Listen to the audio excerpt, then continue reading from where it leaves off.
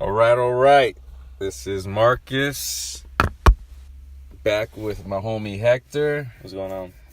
For the second episode of this year of the Horror Strain podcast, and we are talking about a film that came out 2 weeks ago now. We definitely needed some time I think we revisited both 2 times, right? Saw it twice.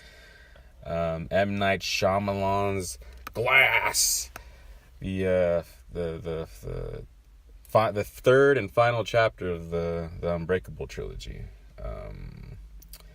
So just to get into it, me personally, I have a very strong connection to the Unbreakable film. I love that film. It's on my top 10. And to give a little history, like, were you in awe of The Sixth Sense when you first saw that, or did you know the ending or anything like that? Like, no, I never saw The Sixth Sense because someone ruined the ending for me. Someone ruined it for you? Yeah, somebody told me that, Bruce Willis is a ghost, so I never got around to watching it. Damn. So that's the same shit to me, man. I knew the fucking ending before I ever saw Sixth Sense. Knew the fucking ending. How was that then? And the thing is, that conversation I overheard, it was my family, Yeah. The conversation I overheard, they're all even saying the clues and shit. Whenever there's red, that means ghost. I'm like, really? That's fine. And I didn't even see it in theaters at that point. I was like, you guys spoiled it. Yeah. Like, when I walk into that, I'm going to know. So I wasn't blown away by it. All I said was, it is a good story. And the one thing I got out is the cinematography. I thought it was beautifully shot. I thought the camera was doing amazing things in that film. But I wasn't on the M. Night Shyamalan where everyone was like, oh, like, who is this guy? On that bandwagon. This is like the new horror, the new director, the new guy. Yeah. This is like, you're going to love all his work from here. Yeah, that type shit, exactly. Right? Exactly. And so, so when Unbreakable, the trailers came out for that one, I was just intrigued. I was just like, okay, and they marketed it as a horror film. Yeah, it's a really good trailer, though. Yeah, it's a mystery. You're like, what is going on? It's just the one scene, I think, that's right? All it is. A few other quick edits and all that. You're the only one who survived without a scratch on your body. Like, exactly. You're like, what the fuck? Yeah. You see he goes, and that's the long take to the hospital. The trailer is all the people just staring at him like, what the fuck? And then after that, it's just glass breaking in the trailer, as Samuel L. Jackson being cryptic, and so it definitely had a horror vibe to it, especially after Sixth Sense, because now Sixth Sense is lauded as one of the greatest horror films of all time. So that was his follow-up. And so I went in just curious. But unlike everyone else, there's a lot of people who were just like, there was hype with that movie. There was fucking hype with that film. Yeah, because it follows up after Sixth Sense, right? So you're thinking this is going to be scary as shit. People, that you're teaming up with Bruce Willis again. Exactly. And so... And when the movie started is when I knew right away I was in love with it because, this was 2000. Came out in 2000. There had not been a superhero film till like the previous Batmans and Supermans. Like Spider-Man 1 didn't even come out yet. There was no definitive comic book film yet. No. It was totally wide open. Blade, that's it. Yeah, right. Blade, that's it. And that's a great movie, but it didn't make a benchmark for comic book films, not at all. So it was Unbreakable opens, and it's fucking comic book factoids against a black screen. And then even my dad, right away, I could hear, he turned to me, and he's just like, this isn't a horror film. I was like, I know. In my head, I'm like, it's a comic book film. And we didn't even know that as a term then. Now there's that term, comic book film, Right. But Unbreakable, and then I was prepared right away. As the movie played out, it was a total breakdown of the superhero origin story mythology. For it just chapter by chapter, that movie broke it down, and I had not seen anything like that until like the Batman film, Batman Begins, came, where it's like the movie was very, it's on a great epic level, spiritual level, writing level. Like those movies are deep, character progression. Yes, exactly. Yeah. Everything is on point. I had not seen anything like that since Unbreakable. So I always even consider it, even if it's not based on a comic book property, it's a dope comic book film because it's following that. M. Night Shyamalan, I was on board then at that point. That was his Sixth Sense to me. Where I was like, that was fucking dope. I'm on board. M. Night Shyamalan, you are a genius, goddammit. But before we go into his future projects, what you saw Unbreakable. What were your thoughts on that one? Well, I saw this backwards because I saw. That's right. I saw Split first before I saw Unbreakable, which is not a bad way to watch it. Never saw Unbreakable. You really were talking about Split. You're like, just go watch it. Please go watch it. Please go watch it. And I went to go see it, and I understood the ending. Yeah, obviously, but it didn't hit me as much as it hit you because I didn't see Unbreakable. Me watching it, I was just like, okay. I mean, Split was great, right? And we'll get into that, but still. At the end of that, I knew Bruce Willis and his character and this and that. And when he said Mr. Glass, and I was like, okay, this ties in all together. Got it. And then you explained it to me what it was, and I was like, got it. And then that's when I saw Unbreakable. Yeah. And I witnessed Unbreakable.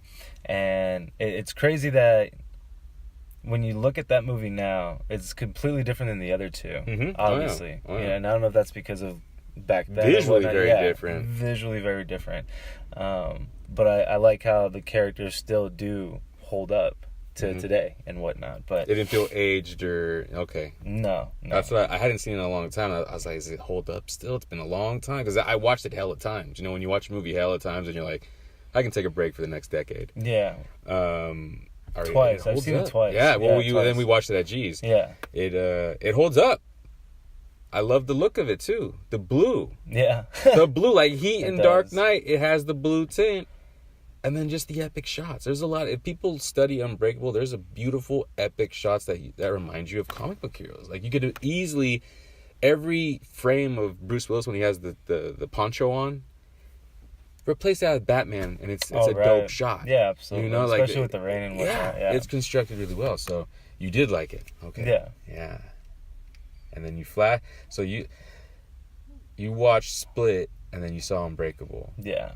Whereas the rest of the world, or most people, probably went the other way around like you, right? Yeah. You watched Unbreakable, and then you went into Split, not knowing. You were just thinking Split is... So this is where we'll talk a little bit about Shyamalan's fucking career. All right. Let's just... I'm still like... I'm on board with Shyamalan now, but I'm going to be weary. I'm not gonna look like whatever next movie comes out that says a film by M. Night Shyamalan, I'm not going to be hyped. I'm going to just say, I'm going to see it. I'm going to see it. But after Unbreakable, I was on board. I was a fan. What movie was it? Was there a film for him though where you were just like, that one was fucking dope for me? Anywhere early in his career. Early in his career, I saw Signs, dude. Signs is what I saw. And you acknowledged that as a strong film. I did. I mean, I didn't. I wasn't what I expected. I really.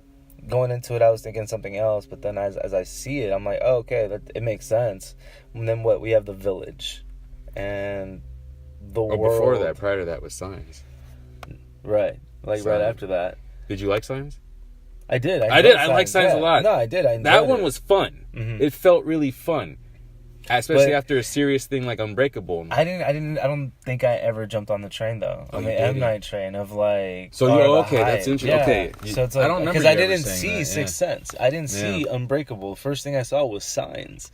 So then I'm like, that was your first M. Night film. Exactly. So I'm like, okay, fuck. Yeah, man. So like, I love the perspective here. Yeah, absolutely. So I have no idea what this guy's doing, and this is like and everyone's talking about Signs because I was pumped for that. Everybody, man, and I'm like, all right, let's go check this shit out. And yeah, it's Signs. It's Signs, man. Did it scare you? Or did you get jump scares? No, not really. No, It was more of like that shit scared me. Maybe. No, not really scared, jump out of my seat, but kind of like nervous. Yeah, I got excited. There was some sort of excitement. Thrills. Okay, cool. Yeah. Let's go by one on his thing. Okay, so after Unbreakable, I was on board, and then I saw Signs. I was hyped for Signs. That's when I was M. Night Shyamalan hyped, and it came through for me. I revisited Signs this year because I hadn't watched it in a while. I've only seen it the once. Revisit it. It's fun, dude. I had hella fun with it. Watch that shit right after this. I don't give a fuck. That's a perfect Sunday movie right there. Fuck yeah, boy. So I watched Signs, and that was a huge box office hit. So at that point, it was big. M. Night Shyamalan, big. He just did a Mel Gibson movie, and so I was hyped when they brought out those trailers for The Village. Man, these people living in the woods, monsters. You know, I remember that marketing campaign. Yep, I was.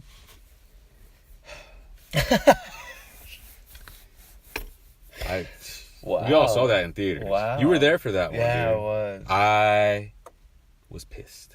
I was so fucking... I took it personally. I did. That day, I took it fucking personally. It's very rare when I get upset by a filmmaker. It's very rare. I can acknowledge, I can see a shit film and be like, that part of the movie was fun. I don't mind that scene, you know. I can acknowledge good things, but that shit upset me. It didn't upset me. Like, because I think I had no expectations going into it. You know what I mean? Like, I think I just was like, still not a huge M. Night fan. You know, I'm just going into this because the world is. I'm just watching this because we're all going into it. Everyone want to see it. I'm not believing the hype. Yeah, it's a weird. It's like at the time, it's like a weird concept. I'm like, what the hell's going on? You know what I mean? And once you figure it all out, you're just like, oh, well, that's creative, but that's not what I was expecting. So I'm let down. You know what I mean? Like, I wanted to see a monster. I wanted to see something. So that was, I think, the only expectation for me. But I wasn't like, you just gave up. Well, okay, this is where I always wonder, is it the fault of the marketing people? Because, like I was telling you earlier, I did revisit The Village. Is it a bad film? No. It's actually a really well done film. Yeah. I've always loved the score. Oh. But now I told it the score is great. The score is so beautiful. The violins and shit.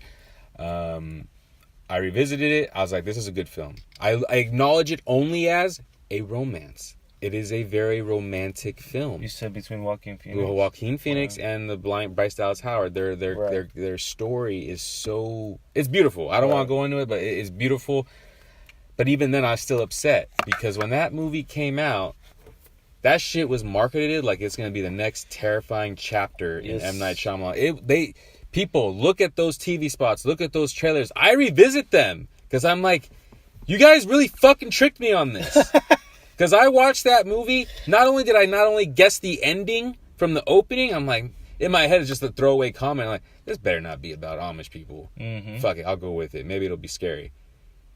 It was not fucking scary. Not once in the film. No. Not once. There wasn't even a creepy vibe. Nothing. It was a very quiet vibe. It's a quiet film.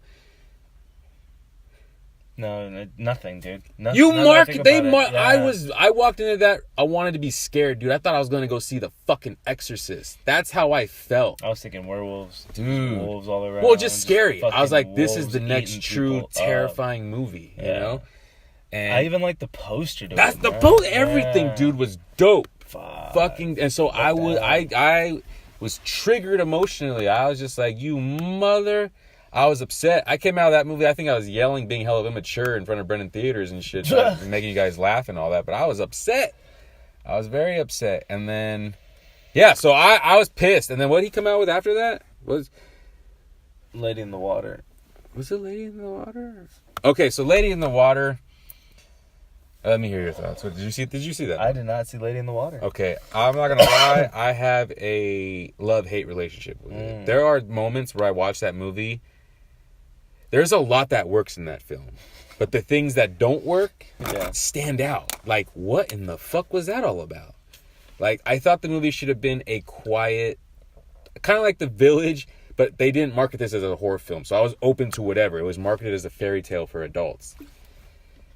I would have been happy with just a dark Brothers Macabre or Brothers Grimm type fairy tale. But there's and it has that. But then there are moments of true weird off-putting humor and shit. And it's like, wait, what? Like, I love the tones are uneven for me. The movie has very uneven tones. But there's scenes that's just so where I'm like, I should be crying at this scene. This is really emotional. And you felt nothing. But I felt like it's not earned because you just had a goofy scene prior to this one. The humor was just really off place for me in this movie. But there's a lot to appreciate. I always recommend you should watch Lady in the Water. I think everyone that one's more open to interpretation to how you'll dig it. Because everyone I've talked to about Lady in the Water always has a differing opinion. But still, when I first saw it, I needed that movie to be really fucking good.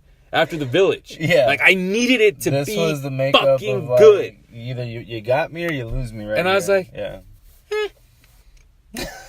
it's grown on me over the past couple decades. I like it better than The Village. No, but like back then when you first saw it, were you like, oh, this is better than The Village? It's better than The Village, yes. But I needed it to be Unbreakable level for me. Right. And it was not. No. And I still won't say it is. It's an interesting movie to watch. But it's what came out after that where I just said, this guy, stop giving him fucking jobs. And that was the fucking happening, dude. Yeah. You know what? I don't even want to spend too much time talking on that piece of shit. Have you seen it? Yeah. You did. What did you think of it? Yeah, no, it doesn't make sense. You didn't like it at all, right? Okay. I don't know, nothing. People, if you have not seen The Happening, there's a much better film that came out last year, the same concept, and that's called Bird Box. All right? Bird Box was This good. Happening shit is like, he said, I want everyone to act like they're in a fucking F movie. Not even a B movie. Let's go all the way to fucking F. But the rest of the movie looks like it's a fucking epic disaster film. You know, talk about uneven tones and Lady in the Water. This was fucking batshit crazy to me. There's a scene with Mark Wahlberg in a field, man, where he's just fucking monologuing. Oh no, oh god, okay. For like fucking 5 minutes. I feel like rewatching it. Dude, rewatch it, but not sober. Yeah, no, I'll definitely get baked for that one. No, that was upsetting after that. You know what sucks about this though? It's an interesting concept though, man. Like when you watch the trailer, you're like, oh my god, what the fuck's going on here? But then you watch the movie, and even in the beginning of the movie, you lose fucking interest right away. You're like, what the fuck did I get myself into here? He needs to fire his marketing people. That's all it is. Because The Happening did have because people were falling from the building. Yeah. That's right. You're right. There was epic death scenes. It was grim. Mm-hmm. It's like, every M. Night Shyamalan movie that comes out, the trailer always gets me. The trailers are better than the film. That's what I'm saying. Yeah. That's the That's where it's really true for him. It's like, what the fuck? So, The Happening, watch Bird Box. Yeah. And then after that, I didn't see Last Airbender. I'm not even gonna give that shit to. You know what? No one needs to watch Last Airbender. And then, do you remember you and me seeing After Earth? Saw After Earth. Remember that? And we went to the city. Remember that? That was the first one. We went to a pre-screening. Yeah. And so that. Remember, they didn't market that as an M. Night Shyamalan film. It was just solely based off Will Smith. You didn't see in the trailer M. Night Shyamalan or any shit like that. They kept his name low profile on After Earth. And After Earth is... do you know what? I would clump After Earth in with like Lady in the Water, where there's interesting ideas there. I love the movie's theme of conquering fear. That's your only true enemy. I love that message. And there's some cool looking scenes in the film, but it just felt dry to me, right? Yep. It didn't have a heartbeat. You had everything. The ideas were there. Something was just missing to give it that epicness of like, dude, you fucking struck gold with this shit. Yeah. Instead, you're just kind of like, that was cool. That's all right. You want to be emotional in that type of movie because it's a father and son relationship. Absolutely. And it's also like the whole, boy becoming a man, finding yourself when you're all alone. You have no one but yourself. That type of shit. You know? Exactly. And you're going through it and you're all alone. And then it's like, boom, this happens, and you have to conquer your fear. You have no fear. Yeah. And that's what... It's a wonderful message. It's literally, man. I don't know what it was, though. Like, going into it, I'm like... I think the budget was huge for him, man. It was, and I'm like, set design and everything. It was a Will Smith's blockbuster. It was. It was supposed to be... just something about it. It didn't connect with critics either, or audiences. I don't think it was a hit or anything like that. You and me walked out, and you were like, I'm done. Well, that's what I thought. I was like, this was dull. Like, you just fucked up. And I'm a Will Smith fan. You fucked up Will Smith for me. Like, you're like, I'm done. Yeah, I'm over it. Yeah.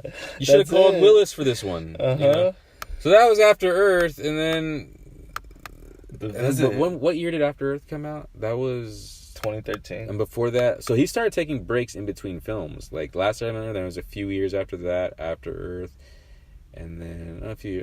actually, that dude's been working consistently, hasn't he? Wow, yeah. 2015, The Visit. We all saw that. We did. We went out to Thursday Night Showing and we saw that. And I think you got upset because you called it right away. It is the grandparents. They weren't their grandparents. They weren't. But that one, he didn't win me over yet. I thought there were some interesting moments in the film that I loved when you finally realize that the grandparents are they're the psychos that escaped the loony bin. Yeah. Like, then after that, like, when he shoves the kid's face in the fucking shit, like, I thought that was cool. I was like, I've never seen that before. That's pretty good. And he's starting small. He's going, I have to win my audience back. I got that. Yeah, exactly. I got that. He was easing his way back into our conscious. You could tell. Well, yeah, small film. Clearly, his audience, meaning you, were upset. With the way that things have been working out. Yeah, maybe he did. He did, huh? Yeah. He did acknowledge that. He's like, okay, absolutely. He's like, go back to basics. Do I still have this? Do I still have a fan base in the horror? You know, can I still sell a horror movie? No. Just a simple concept. Let me see what I got. Boom. You know, that's what I feel that's what that was.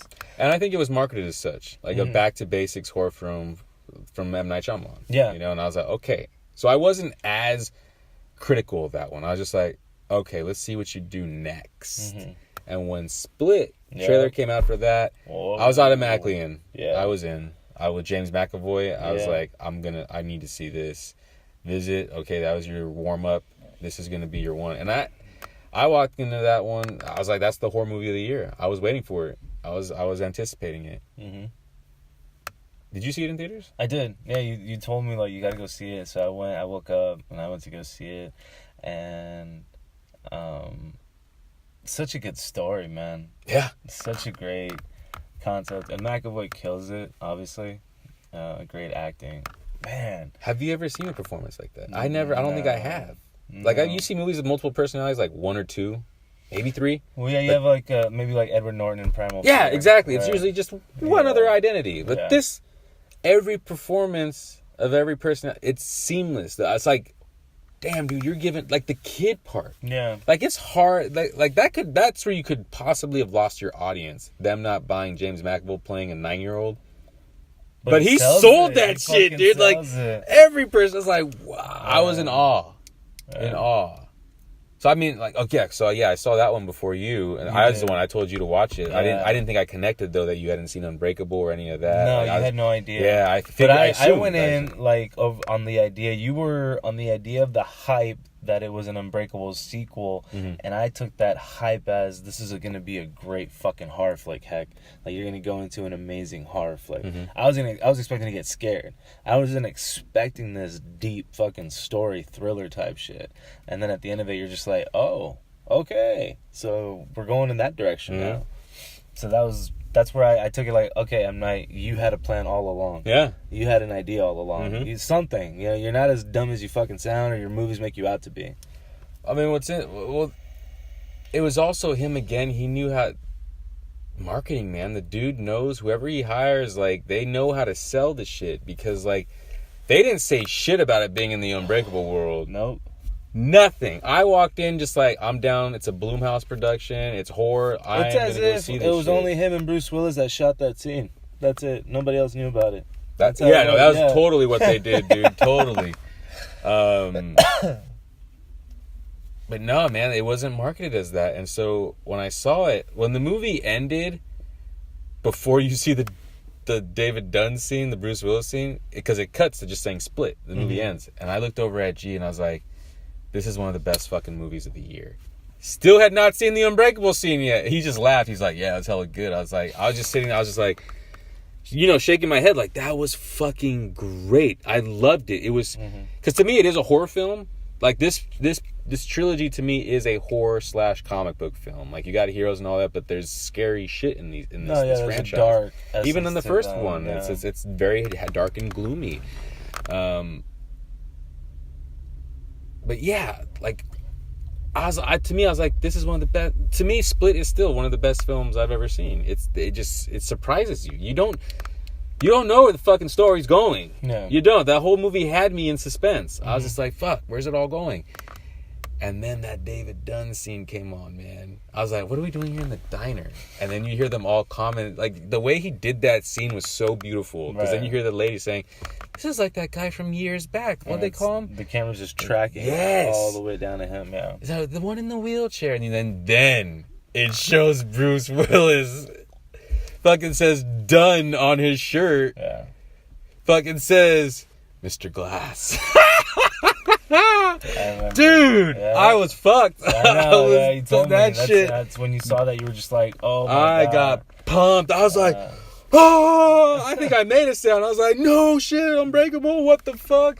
Because it's almost like Incredibles. The one movie I've always wanted a sequel to is fucking Unbreakable. That's one of those movies I was like, make a sequel. It's just like, why is Pixar doing all these shitty films? Make the goddamn Incredibles sequel. Which wasn't that great. But Yeah, man. Like, that shit rocked me. Yeah. Rocked me. And we're agreed. We like that movie. Split was good. A strong film. Yeah, great. Very strong, absolutely. And so then we knew this is going to be I think even before they even announced. You called it. I was like, this is going to be a trilogy, man. Like, these two are going to face off. You said exactly what they wanted. Yeah, or what they were working towards. Yeah. They sold me. Yeah. They got me 100% on board. You know, like, I enjoyed Split, right? Like, I walked out of the movie like that was really good. That was a great flick, or a great film. I enjoyed it. And then when you told me, like, yeah, dude, it's a trilogy with Unbreakable, because Unbreakable is the hero origin story, and Split is the villain origin story, and Glass, or whatever the trilogy at the time, because we didn't know it was going to be Glass. Yeah. You're like, so this third film is going to be the both of them together, the battle. And I'm just like, you made Split that much more.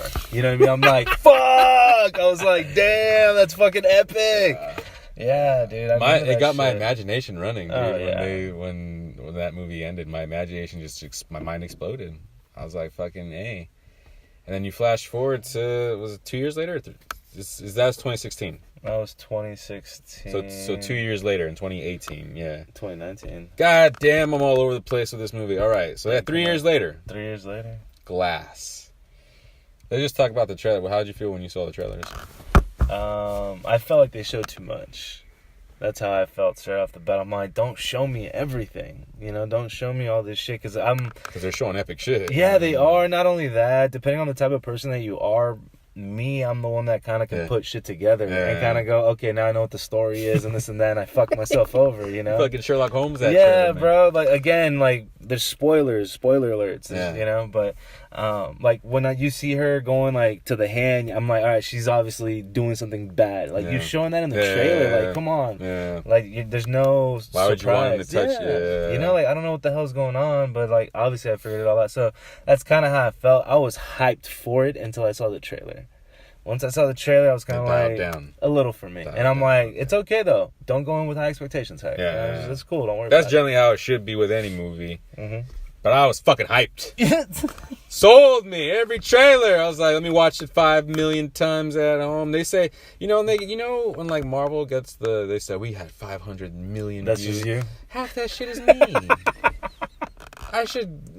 Send me a t-shirt, man. For real, bro. What the fuck? Track that shit. I put them on a loop. Fuck. That's background noise. I go to sleep with that on. But I was absolutely hyped. I had, even with all the footage they showed in the trailers, I was like, you know what? I'm not even going to try and figure out this story.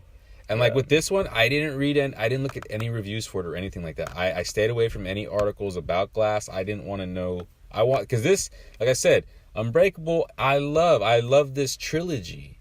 I guess I'm saying that I loved Glass. Yeah. But, I wanted to just be surprised by. Because, in media, you can find out everything about a movie. Aside from the set photos, the descriptions they put out, images, trailers, like, you really could piece a movie together and be like, well, obviously we know how this shit should have played out. Yeah. But with Glass, I just watched the main 2 trailers and that was it, man. I was ready for this one. I had no expectations. I was like, you know what? This is the third in a trilogy and all bets are off. That's the rule of trilogies. You could get Godfather 3, where I'm very upset. Everybody is. Or you get fucking Return of the Jedi, which some people say is that the weakest entry of that trilogy. And, I don't know. But the third one is the risky one. Matrix Revolutions. Scream 3. So you don't want to have high expectations. I was hyped, but I knew, I was like, this could go any way. That's the rule of fucking trilogies. Yeah. And it did. It does. I think people who don't like it were maybe expecting more spectacle. I can see that. A little bit. And they marketed it as such. Yeah. The showdown. And even in the movie, they hype up this building fight scene. When I first saw it, I was like, damn, this building fight scene might be pretty dope. They kept that out of the marketing. But then, if you're paying attention to the story, this isn't going to go the way anyone wants it to. There comes that point where, like, this movie is not going to be what people are expecting. And I'm curious. It made me even more curious. I'm like, what's going to be the message of this film? And so let's just get into it, man. Did you like Glass? I enjoyed Glass. Yeah, I did. I walked into it, like I said, already kind of piecing things together. but I love the look of it, and I love the way that it was shot. It was a sense of, due to the fact that it's a comic book film, certain things and certain angles, and the way that it was, I was just really enjoying from beginning. And then it died down halfway though. Like after it does. It slows. It does. When it gets to the hospital. Once it gets captured. Absolutely. I kind of am like, but dude, from the beginning to that point, I'm like, I'm involved. It's a great first act. Yeah. It's a strong first act. And I'm like, did they blow their wad here? You know what I mean? Like, is this all I'm gonna get? No. Did I see everything that this film has to offer? Now I'm like, fuck. But as the story progresses and we get more involved into it, I was, how it ends and whatnot. It becomes a character study. It's not. It's a character. Yeah. But no, I enjoyed it. I really did. I thought it was great. McAvoy obviously kills it again. Samuel L. Jackson and Bruce Willis, I literally feel like you could see these films back to back to back. You really could. There's no, it all works well. It fits. It blends well. They seamlessly. Yeah. No, absolutely. Even visually. Yeah. Each film has a different tone to it. This one, I think, definitely played more with the use of color. Every set design had a different color teal to it. Yeah, depending on as the story progressed or as the movie gets further evolved in, because it shows up or it opens up with a little bit of like a gloss to it. Yeah. And it kind of dies down, like you're saying. It goes normal, and then back outside, you get that feel for it again. But certain things that I just don't. I understand the idea of having the son there, having the girl from Split there, and then you have Samuel L. Jackson's mom. People that they're all kind of close. It's like to. that. It's almost like a trilogy cliche. Or exactly. Right? Yeah. Have them all there for the fun. I'm like, what is going on? And I didn't really see a purpose. That scene even plays kind of goofily when they all arrive at the same time. So okay, maybe too much symbolism. Yes. I felt like she was dead in this though. Yeah. Like her character didn't really until the very end when she's saying goodbye to all of them. But that message I think was the only thing that stood out for me. Other than that, I didn't really see her point in all of this. Which character? Tried her, like the girl from Split. Oh, okay.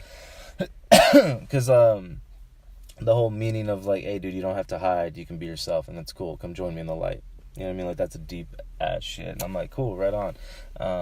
But didn't really see her character. Same thing with the son, right? You see the son in a little bit, but a little bit of overacting. But it is what it is.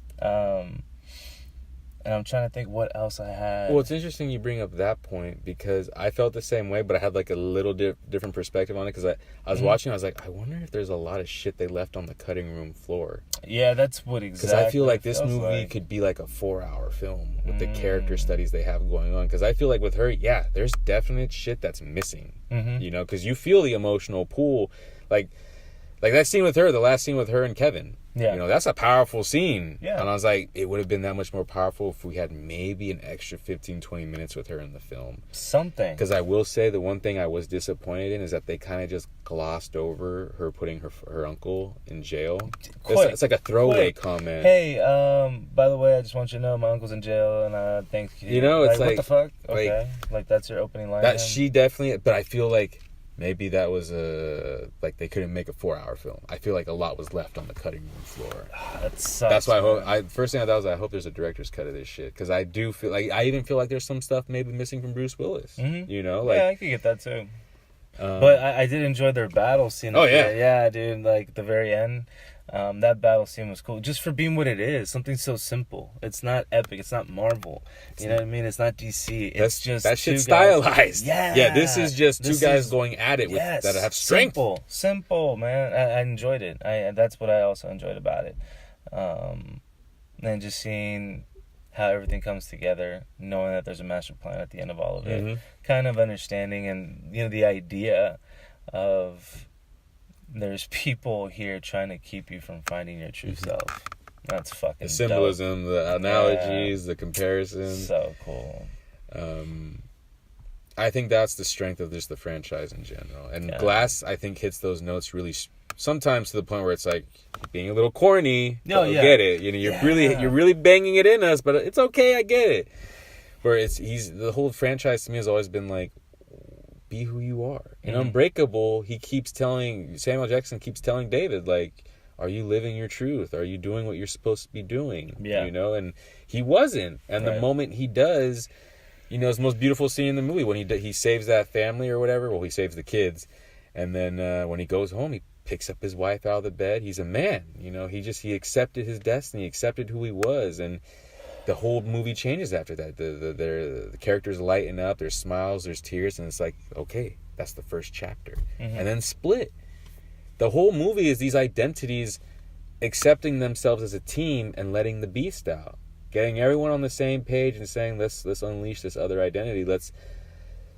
That's their whole battle. The whole film is them just fucking trying to be a unit, be a team, be all in agreement, and who's gonna take over? Yeah, who's exactly. Gonna lead from here on out? Exactly. This has to stop. Yeah. So it's all about the power of belief, man. Yeah. The whole franchise, the power of fucking belief.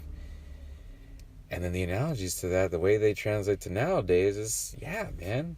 You know, people are sleeping. That's why the movie is definitely wake up. Yeah. You know, wake the fuck up. And that's what I like too about, I love all the generally I like all the superhero movies that come out. Marvel, DC, what have you. They're generally entertaining. Mm-hmm. But not all of them hit those intelligent philosophical ideas like these movies do. Like the Dark Knight trilogy did. You know, where it asks of the audience questions, you know, and for this one, it was plain and simple. I mean, why do we read comic books? This one's empowering. It's empowering. Yeah, this one's the one to kind of make you look at yourself and be like, exactly, because we read I read comics because at the end of the day, I'm reading about these people and being heroic, the exploits, that there's good in this world. Yeah. You know, and this movie really commented on that. And at the end of the film, all the super characters are gone, as far as in this story. And the final shot is left with the three humans holding hands. You know, that shit was powerful to me. I was like, dude, the message here is the message that we should get from comics since we were reading them as kids, is that believe in ourselves. Yeah. We can do this. All these stories came from something. They all came from something, dude. A core inspired. belief. Yeah. A core belief of being inspired, of being who you're supposed to be, and not let the world or the man or what have you keep you down, man. Fuck that shit. Wake the fuck up. Yeah. Be who you're supposed to be. Walk your motherfucking truth.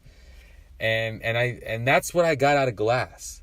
Like the other movies, they dabble in that, but Glass, and sometimes, like I said, some of it comes off a little corny. It does, but and I wasn't expecting that because Split was such a serious film. It was, you know, so I was expecting the same thing from Glass, but Glass had that corniness to it, and that's where I was kind of like, yeah, I enjoyed it. I didn't think it was, you know, amazing or great. I think like you think so. I just think it was a great film. Yeah, but nothing where I'm like, oh my god. It's the rule of the trilogy. Yeah, that's the thing though. The third one always is kind of like it's tough to end something like that. How do you end any of these especially trilogies? After Split? You know what I'm saying? Like that's your biggest. Like my favorite is Split. My favorite's Unbreakable, but Split's like right there with it, man. Those are Split. Two strong ass films, and I think that's where I'm like, he's hella deep on a philosophical side, but then maybe he did it this way because like, the colors pop. It does feel like a comic book in this film, more than the other two. The other two are straight origin stories. They have their own look and feel. But this one, it's like, I want this to be my comic book film. And this is where things do get corny. If you think about it, if you look at all the Marvel stuff and all that, you know, it's all the Aquaman and shit. It does get way over the top at points, you know? Yeah, no, it really does. You know, but we expect that because that's the way they do shit. That's their world. But with this, it's like, this isn't that world. This is someone else doing their own creative property. And I'm like, damn, dude, you know, and you know what I just heard the other day too? I did not fucking know this, but like, okay, so this movie cost like $20 million to make. And he had trouble finding studios. Like, they really had to have a sit down with Universal to like really fucking shepherd this movie for them, you know, and Blumhouse and whatnot. But he had to put up all his finances for this, dude. All his fucking, he told in an interview, he's like, yeah, if this movie wasn't a hit, I'd be in trouble. But, and that's all right. But he believed in his fucking story, dude. And he's had this story since he always intended it for it to be a franchise of some sorts. Yeah.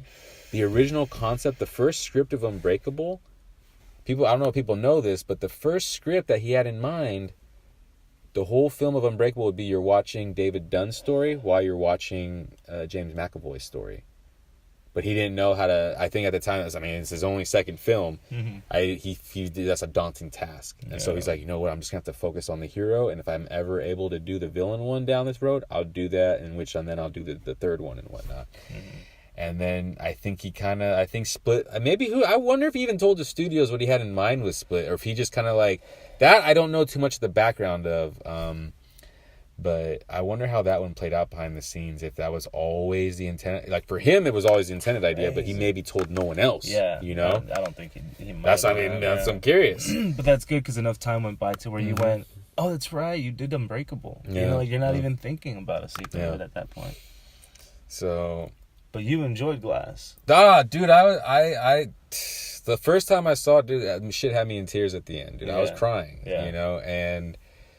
Then when I saw it again, I felt it even more. You know, it got even more emotional for me. I'm like, it is better the second time around because you're not in that mystery feel of what's going. You're not lost and who's this. I'm studying it at this point. Yeah, and you're enjoying it more. You know the story, so you appreciate every little detail at that point.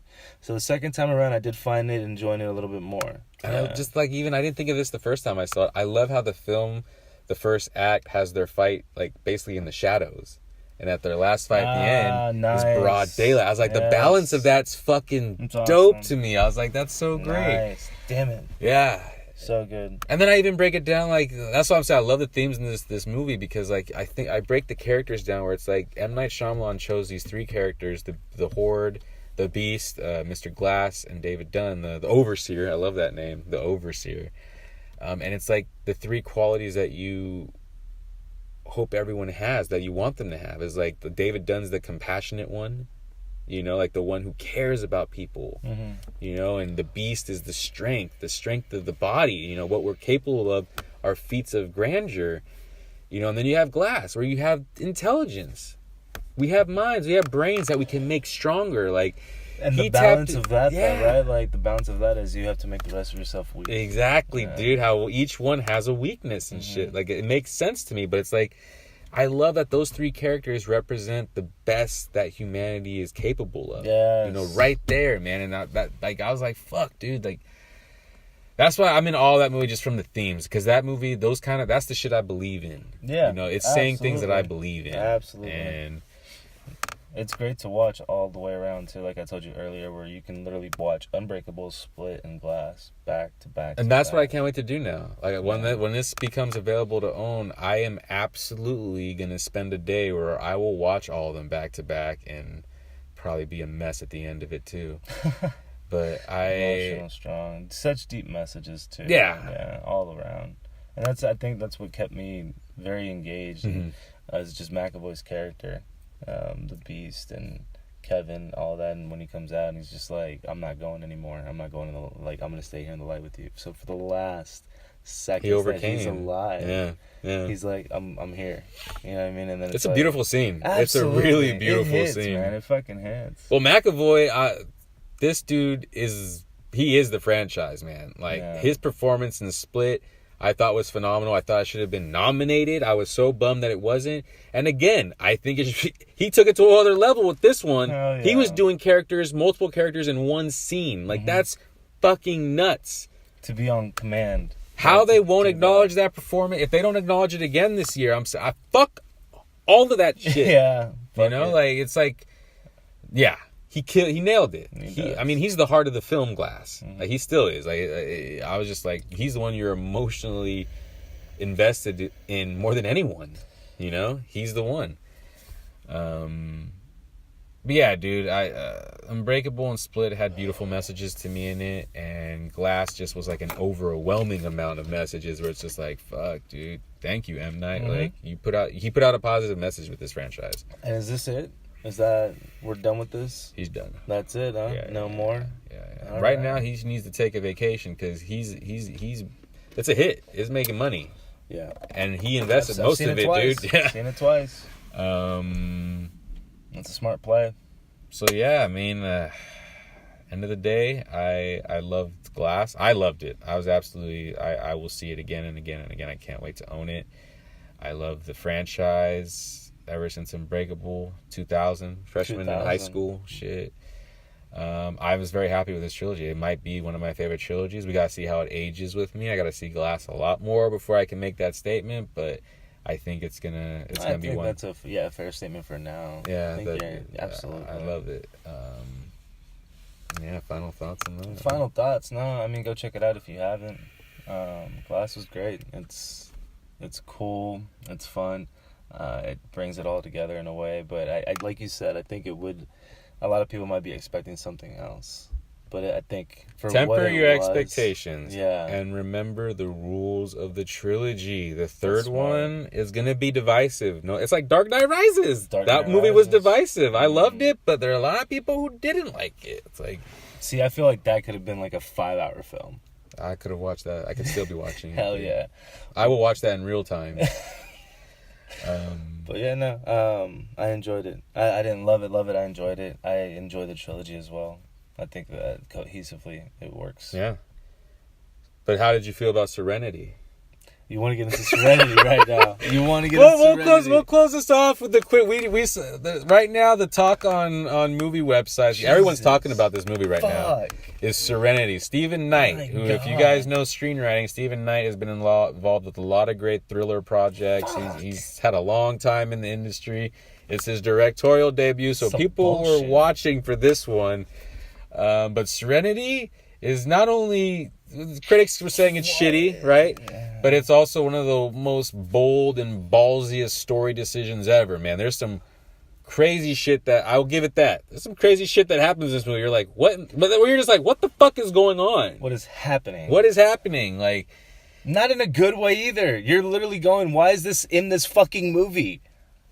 Yeah. Like, it's odd because Matthew McConaughey's acting his fucking heart out in this shit, dude. Like, he's giving it his fucking powerhouse. Everyone, dude. Yeah. Everyone is really fucking bringing their A game in these scenes. It's such a great cast. It is. Jamon Hansu, Diane Lane. It doesn't make sense to me for Anne Hathaway and Matthew McConaughey to go from a great film like Interstellar to this shit, bro. What the fuck? They were in that movie. What is going on in the world? It's their second film together. Yes. Huh? They like them mind bending fucking. And this shit. Is it. This is what we're going with. What the fuck? Man. I'm gonna just share spoilers here. I'm gonna tell you what this movie's about. Basically, the movie starts out where it's like, okay, this is some intense thriller shit that's headed our way. Like, the movie starts out dour. It's a grim movie, very dark, very grim. Nothing happy happens in this film. Nothing. But you learn within like the first 20 or 30 minutes, they give this surprise ending away very early in the film. These characters are not real. They're in a fucking computer game. So we're watching the imagination of this child prodigy in real life who's designing a video game where it's an outlet for him because his father is abusive. So he creates this computer game. Stepfather is abusive. So he creates this game on his computer of his real father who passed away in the military, Matthew McConaughey's character. They do this whole story. That's the story. You're seeing the imagination of a kid who's like this computer prodigy. Who's going to go to MIT. Yeah, but so that's the secret of the film. Okay, I see you. But what's the point? Yeah. How do you sell that? Yeah. But then the ultimate ending, the wrap up, this is what I think this is a very negative film in my opinion, because the whole wrap up is like this kid, his whole game revolves around his dad fishing. And the whole film, there's an intensity about the fishing in this computer game world or whatever. Yeah. But then it transitions. It transitions to his anger and rage wanting to kill his stepfather, where in the story, in the computer game, Matthew McConaughey has to kill this guy, Anne Hathaway, her new husband. Mm-hmm. But the ending is that the kid does end up fucking killing his stepfather in real life. Yeah. And then he comes back to the game and sends a message to his dad saying, I'll be seeing you soon. Like, the kid's just gonna fucking live in his game. So the message all across the board is like, I don't know what you were trying to say, but this is really dark. You're basically saying, like, video games do kill people? Like, what? Like, how to solve your emotional issues is to hide in something? What? Man, tell me there's a big chunk something missing. Dude. Tell me there's an hour I missed of that fucking movie, man. That's what there are shit movies that come out every year, right? But this one is just a Twilight Zone shit film where it's like, what were you guys... I really don't think I would put myself through that again. No, I don't want to watch that. I was expecting something like Dead Calm. You know what I mean? Like Billy Zane, Nicole Kidman. Here we go with the fucking marketing again, man. That's what I thought too. I was expecting a noir, sexy, fucking R-rated adult thriller. I didn't see. And they have things from that. You see Anne Hathaway and a lot of Matthew McConaughey, but like, yeah, I don't know. I'm like, what the fuck, man? I felt the tension in the theater though from the people going, "What are we watching?" Yeah, everyone was on the set. That oh my God. The energy was palpable, man. Yeah, people could feel that. No way. I was no. Yeah, Serenity. I mean, this encompasses the horror strain because it's a thriller and it was marketed as such. That's the thing. We watch everything, even if it's crap. We got to let everybody know. And this one, I'm gonna tell you, bro, it was tough to sit through, man. It was because I started looking around at the audience. Just to make looking at their faces. And everybody people look frustrated. Everybody, we were looking at the same movie? There were people chuckling like we were, and then there were people who just looked pissed. Yeah. You know? I don't know if people were pissed for all the shit talking that I was doing after it was over. No, I think they were right on board, or else maybe someone would have disagreed, but... No, man, it's a weird movie. I've never seen anything that's bad, but also really, like, profound, trying to be like profoundly deep, but in such a you also kind of hyped up the director for me, I think, to the point where we both could have looked at the resume and been like, yes, this motherfucker knows where this is a good movie. No, that's why I wanted to see it. I was like, Stephen Knight directing a film, okay, I'll check it out. And it's like, wait a minute, stick to writing, homeboy. Somebody goes sober, is he doing drugs? Like, what the fuck, man, what is going on? But McConaughey's acting is fucking hard in this shit, dude. Like, he's a good actor. Yeah. Academy Award winning. He's doing a lot of movies. He's like the renaissance of his career right now, where like he's putting out so much. Yeah, I saw the trailer for Beach Bum. That looks funny. Yeah, Beach Bum, dude. Harmony Korine. Fucking. Mm-hmm. Did you see Spring Breakers? Yeah. Like, what do you think of Spring Breakers? Yeah. Visually though, what do you think visually of it? Visually, yeah, if it's music, I'm high really as fuck. Yeah, exactly. I'm gonna make some music to that shit. It's an R-rated music video. But yeah, all right. So that was Glass. Dug it. Serenity. Nah. Didn't dug it. Hated it. I'd be sad if I sat through it again. Yeah. That'd be hell. Oh man, no. Sorry, Hathaway, man. No, I don't know. I saw your post on Instagram. I've never found her attractive. I found her attractive in this. She's beautiful, man. You need to stop that already. So yeah, hope you guys, if you guys have any comments or want to rebuke anything we said, comment in the YouTube thing. We'll get a podcast up soon on Apple. There's just such a process to it, and I got other shit to do. But yeah, episode 2 of the Horror Stream podcast. I will be posting our very first episode we did, the werewolf one. I'm going to save that for a good throwback Thursday. But come back soon. I don't know what's the next horror film. You can do the Halloween one? As of now, the Halloween episode, which was, I felt like the best episode. What?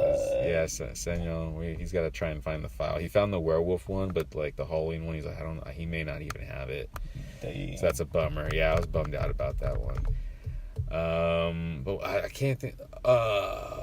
We are going to do a Suspiria episode. Hopefully, I can get everyone scheduled on this one. There's going to be a Suspiria where we talk about the original and the remake, which comes out on Blu-ray this week. So hopefully we can record something for that next weekend. We will have female guests on there because I definitely want to hear their opinions on the film. But then I think after that, the next horror film is the Prodigy. Yeah, that makes sense. The Prodigy. I think that comes out. Yeah, in February. Yeah. And then Happy Death Day comes out in February as well, and we'll put a little. See what you think. Still recording? Yeah. Okay. We may have a special guest for Happy Death Day to you. I think that's what it's called, right? Happy Death Day to you. Yeah, Happy Death Day to you. We may get him on Skype and record with him, but Casey wants to talk with us on that one. Nice. We'll talk about part 1 and 2. Our buddy in Florida who's starting to write more and more movie reviews, and they actually are not that bad. I'm like, good for you, man. Nice, right on, sounding Casey. Right. So yeah, have our buddy Casey on that. We'll have some guests next weekend. We'll do one, maybe just me and Hector on the Prodigy. We definitely are going to try and be consistent with this and have more podcast episodes out to you guys. But yeah, Glass. I recommend the whole franchise. Watch them all.